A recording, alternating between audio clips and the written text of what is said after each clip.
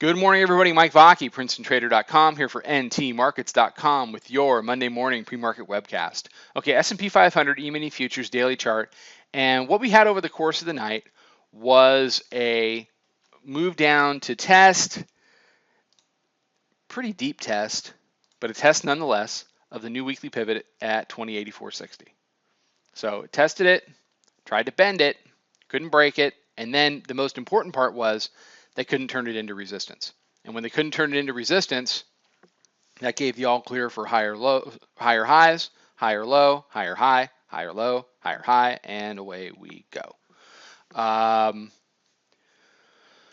So as far as what we're doing, we got long 86 last night. We've taken a little bit of profits on that. We're letting the rest work, and we're just going to kind of go from there.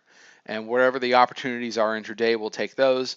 But, as far as the weekly pivot goes, for us, it's support until it's not. So we're going to be long. If we continue to grind up, it should be a really nice trade for us for this week. So we'll see. If it comes back down, at least, we've taken some profits. Our risk is out. And, it's we're not going to lose on it.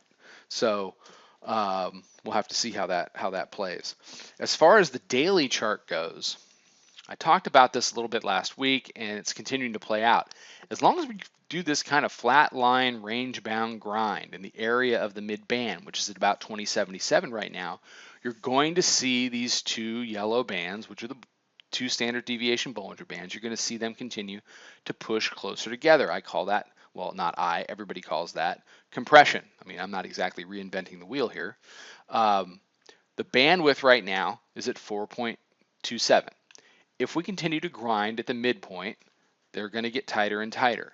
Compression begets expansion. Don't know whether the expansion is going to be the upside or the downside, but it doesn't really matter. The key is don't be early and understand that you'll have plenty of time to get in when the time comes. So this is a down the road thing, but it's something that's starting to become more and more pronounced on the daily chart each day as we continue this flattened price action. I mean, the price action has been flat since the 18th of November, and we're sitting here at the 30th. Now, some of that has to do with the holiday. Are we going to see something a little more directional now? I don't know.